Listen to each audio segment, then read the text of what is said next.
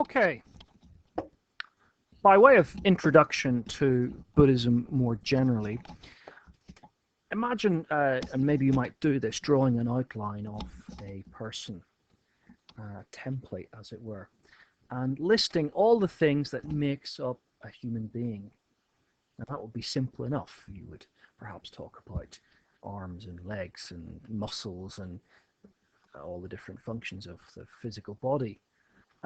More difficult might be inside the human, putting an answer to the question, what's the point of human life? Well, what's the meaning of life? And if you thought about it long enough, I'm sure you eventually come up with some of the classic answers, that it's sort of hedonist answer, that it's simple pleasure, or the classic religious response of following the will of God, however God is defined, or in the case of Buddhism, ending the cycle of birth, death, and rebirth.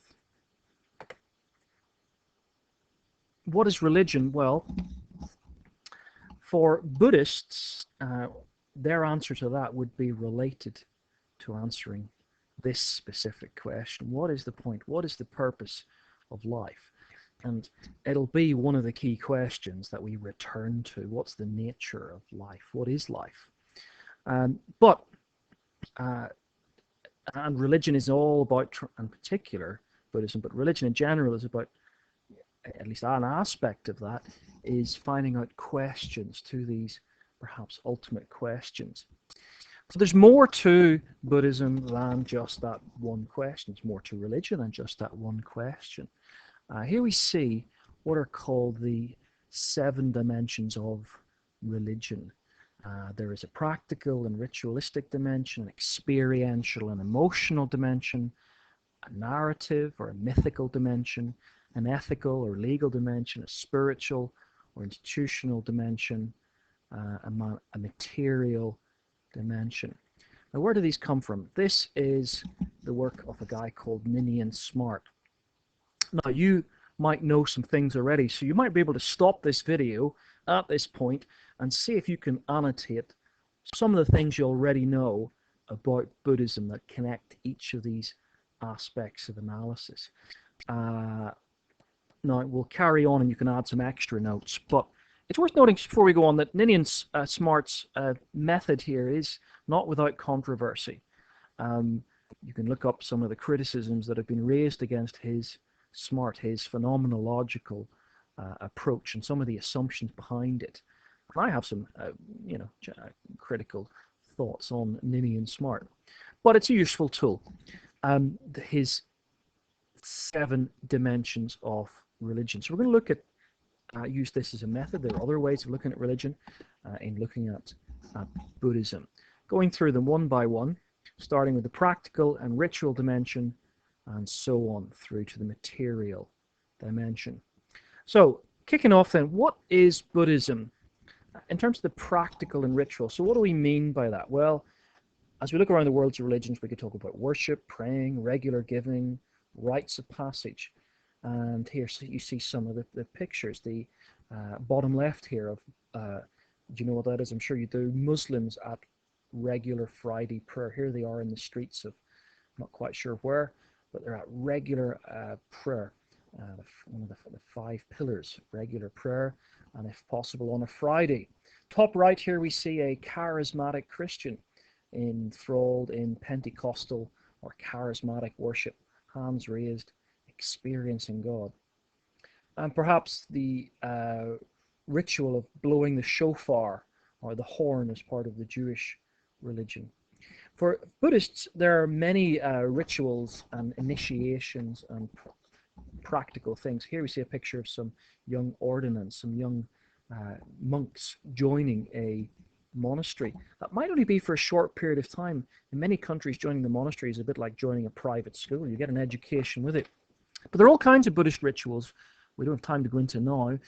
Going for refuge probably being the most notable, connecting people to the Dharma or the duty of being a Buddhist, the oldest ritual perhaps. Giving homage or respect to the Buddha. You might have, if you're one kind of Buddhist, an actual image of the Buddha or a statue, giving homage to Buddhist teachers or teachings. or important areas, making offerings, practicing dana, confession of faults, uh, precept ceremonies, calling of spiritual forces for support, for protection. Remember, Buddhists do believe in the supernatural, even though they are, less likely to pursue it. Blessings, aspirations, prayers, dedication of merit, rites of passage, such as weddings and funerals, and ordinations. So, practical and ritual dimension, the experiential dimension, number 2. People have an experience when they encounter religion, no doubt. And emotional highs are definitely part of religion. Here we see some uh, uh, people at a shrine, I think, in the bottom left. Here we see some Christians, nuns, very moved. What are they doing? Are they perhaps at a monastery? Are they listening to a sermon by the Pope? Who knows? A famous Buddhist called Thich Nhat Hanh, a Vietnamese Mayan Zen tradition Buddhist, argues that Buddhism isn't the suppression of emotion, but allowing the idea of calming and rest is a precondition for becoming enlightened, for healing. And it, suppression is the wrong idea. Emotion is very important. Happiness is a key idea in Buddhism, not misery. It's recognition, it's acceptance, it's embracing the emotion that we've got, it's looking deeply. Fundamentally, it's insight. So it's not avoiding emotion. Buddhism involves a lot of emotion, but maybe it's emotion under control, perhaps.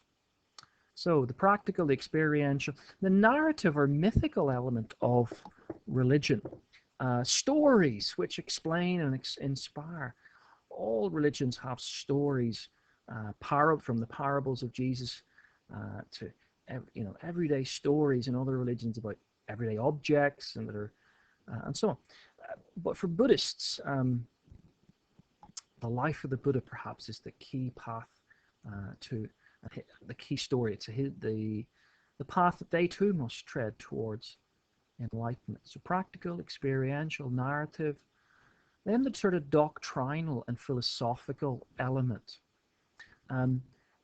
Most religions have a reflective, analytical aspect. With Christianity, we spent hundreds of years developing the doctrine of the Trinity. For Buddhism, the Bodhisattva idea for Mahayana Buddhists, the Trikaya doctrine represents the ideal of Mahayana Buddhism. Within Theravada Buddhism, the other side, the Dharma represents the collected wisdom and thinking of the years of Buddhism. So the practical, the experiential, the narrative, the doctrinal, and the ethical or legal moral codes behavior, the laws of Manu in Hinduism, and importantly in Buddhism, the 5 precepts if you're a lay Buddhist, the 10 if you're an ordained monk or nun. In Christianity, this would be 10 commandments or the Beatitudes. All religions have attitudes, descriptions of behavior in their sacred texts. So the practical, the experiential, the narrative, the doctrinal, the ethical, and the social or institutional aspect of religion. Social outgrowth is perhaps related to religious experience. If you went to a church, you might go to clubs or things related to the church. The mosque as well has a social aspect. For Jews, the synagogue. And for Buddhists, the Sangha. Now, Buddhists may think of different things by the Sangha. Is it just the ordained, or does it include the lay Buddhists? But it's a definite outgrowth of the life of the collective community. So, practical, the ritual, and the experiential, the narrative, the doctrinal, the ethical, the social, and lastly, the material aspect of religion is a way of analyzing it. Buddhism, no less than any other religion, has its art and symbolism. The wheel of life. Here we have a Tanakh, within Mahayana and Tibetan Buddhism.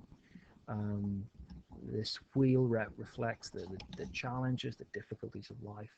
Um, Buddhism has all kinds of artistic endeavors.